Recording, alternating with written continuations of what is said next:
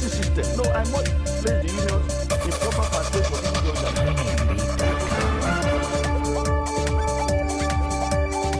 Hello and welcome to the program. Now, it's no more news that 21 girls abducted in Chibok in 2014 have been released. It's also already in the news that the federal government is in talks with the terrorist sect Boko Haram for the release of another batch of 83 of the girls that are still being held captive. Now, what is, however, news is the revelation of some of the freed girls after reuniting with their parents. Now, these revelations, according to experts, will go a long way to determine if the other girls will be released and what type of orientation to expect from the released girls. According to the testimonies of the freed girls, all the kidnapped girls were given two choices to make on April 2014 when they were kidnapped at their school. One was to turn to Islam and to join the jihad, of course, with privileges, and the other was to become slaves to the men. The girls were thereafter reportedly separated along these two broad lines. The 21 girls just released and the ones whose release is currently being negotiated are believed to be the group that chose to be slaves and not join the armed group. Now, these revelations from the freed girls put a doubt on the possibility of getting all 276 girls back. The chairman of the Chibok Development Association has also revealed that more than 100 of the remaining girls appeared unwilling to return home, either because they have been radicalized or they are ashamed of their experience. The girls, according to him, are scared that they might be stigmatized and that some of them have actually expressed to their friends that they will not like to stay in the area anymore. The man is asking the federal government to send the 21 girls released abroad for education while they await the release of others. Amidst all of this, Boko Haram is striking and showing some signs of a resurgence. A faction of the sect, which calls itself the West African province of the Islamic State, has carried out a series of attacks lately, targeting military locations. In one of the attacks, it says it killed 20 soldiers, but the military has, of course, dismissed that, saying 13 soldiers were wounded and that some are still missing from that attack. And just last Tuesday, the sect also attacked a village near Chibok. They burnt down the village of Goptari after overpowering soldiers posted there. Joining me now to discuss this issue further is a retired military officer, Colonel Hassan Stan Labo. Colonel, thank you very much for coming on the program. First is a very good thing that Boko Haram decided, even though we've been told it's just a faction, decided to release 21 girls. 21 girls, that's quite a huge number. But let's get your thoughts now on this seeming gesture by Boko Haram, because we understand, and the government has made it clear, and there's been confirmation that there was no swap. Yeah, I would want to believe the whole idea behind the free release, so to speak, is to enable both sides build some trust. More so when you look at the platform that is serving as the mediator, you would agree that it's a platform that is likely to advise in that direction. That's the Swiss government. Right, Swiss government and the ICRC. So I think given that trust, they can now move on and build on that relationship and begin to begin serious negotiations now for the subsequent release. Okay, let's talk about these girls. These girls have gone through a lot. They were in captivity for 2 years, and yes. That's quite a long time. Mm-hmm. The process of recovery will definitely take some time for them. Sure, right. And more so when such a recovery arrangement would involve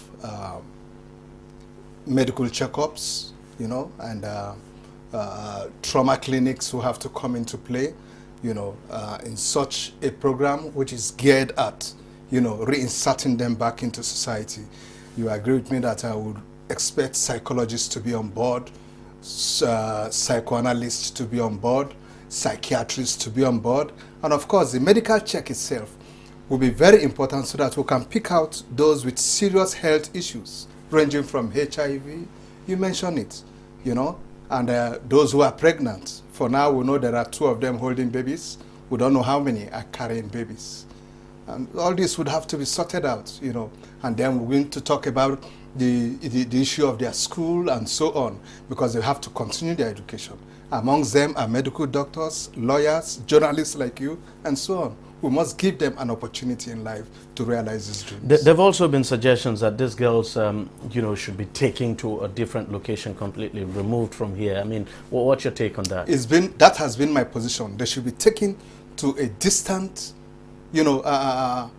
location where they cannot always continue to have pictorial view of this environment and begin to recall all that has happened to them. If you ask my advice, I'll tell you, why don't we take them abroad? I'm even being made to understand there are some billionaires abroad who are ready to absorb them and give them some training and so on. If it is true, I expect our government to be able to liaise with such persons, and we'll see how we can, get them out of this environment. The whole intention is to see how we reprogram these girls for reinsertion into society. Let me also ask you this. I mean, despite this, we're seeing more and more attacks by Boko Haram on our military. Just the other day, a military location was attacked, and the military has now confirmed that 13 soldiers were wounded. Some are unaccounted for. Boko Haram came out, a faction of Boko Haram now led by Abu Musab al-Banawi, came out to say it killed about 20 soldiers. So we're still seeing attacks. Yeah, these attacks will keep coming on until we are able to enter a truce with the adversary. I expect by now that our mediating platform will take a halt, negotiate for a truce on both sides. But the difficulty there now is that they are in factions. Negotiating a truce would demand a unified command, so you can be talking to the whole of them, or else you have to negotiate for a truce with all the various factions before we can really have some quiet. But don't you think that might be, if there's going to be any negotiation at all, that might possibly be the only way to go, and not to negotiate with all of them? It shouldn't be the responsibility of government to bring these factions together, especially when they do not see eye to eye anymore. You see, Deji, it's not everything we can really say on air now, so that we don't jeopardize the release of the other girls. But the fact remains that our main concern should be those that are with our girls. Those that are with our girls. We should also try to evaluate how strong some of those factions out there that are not with our girls. To what extent can they disrupt ongoing negotiations? Is this something which our military can handle while we proceed on negotiating for our girls? And so on. All this will run pari passu, Another thing, I mean, talking about the negotiation now, the president has made it clear that the country will continue to negotiate with Boko Haram for the release of the remaining girls. We've heard stories like, that this faction that released 21 now says it is still ready to release about 83 more if the negotiations go well. Going forward, how difficult do you think this negotiation might be, especially for the release of the 83 girls, not to talk about the other girls now that might possibly be held by another faction, as we've been told, controlled by Abubakar Shekau? We are not privy to what's actually being discussed at the negotiating table, and of course, which is very, very professional.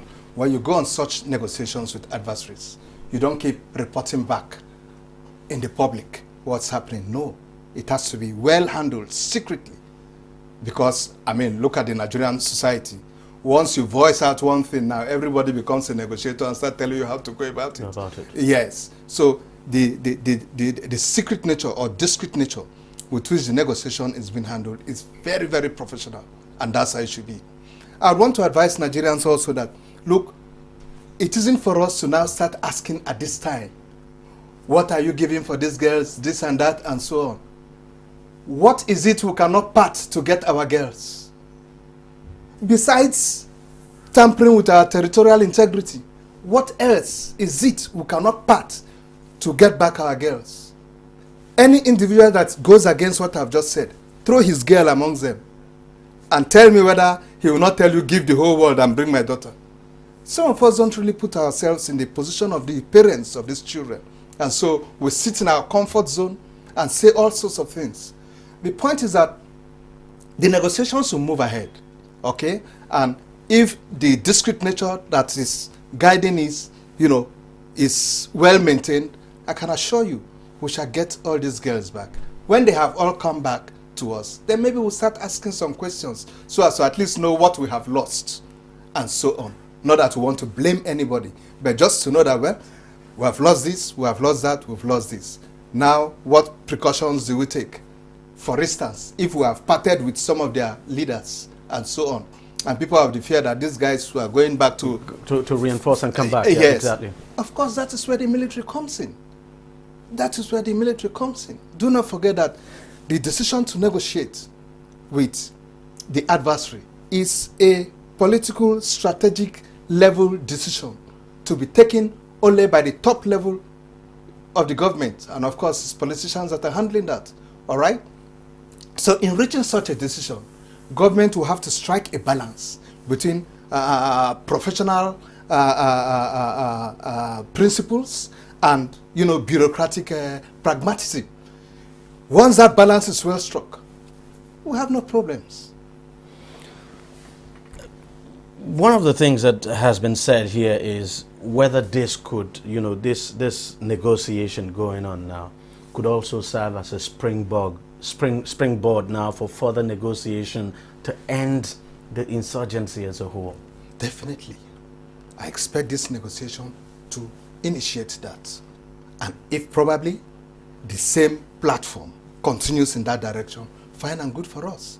Because one good thing is that we got a platform that was easily acceptable to both sides. At times in negotiations, the problem is always getting a platform that is easily, acceptable.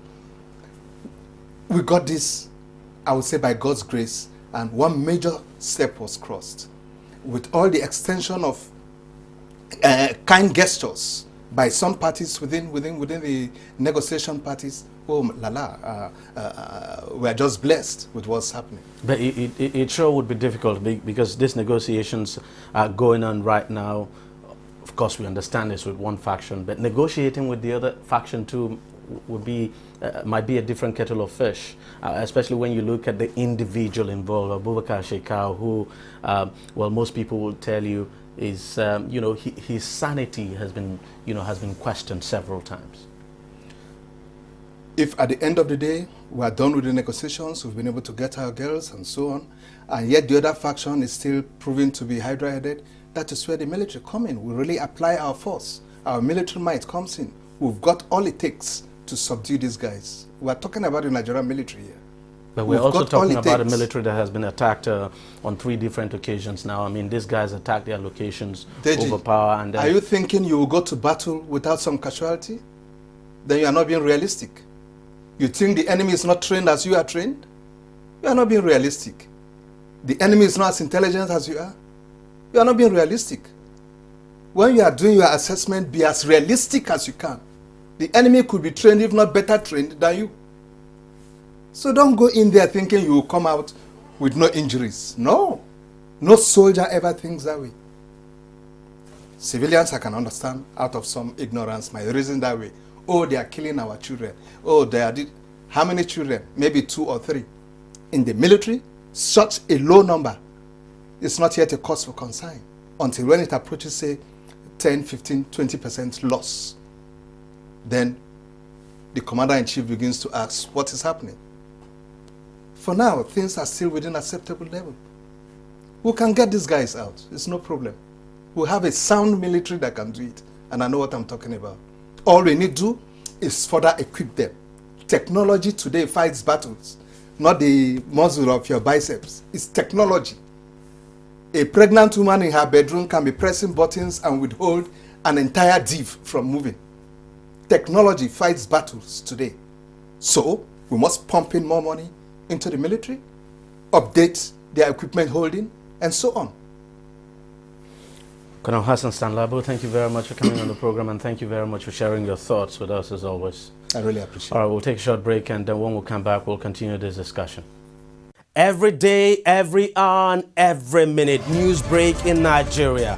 things happen so fast, it's most times difficult to track and comprehend them.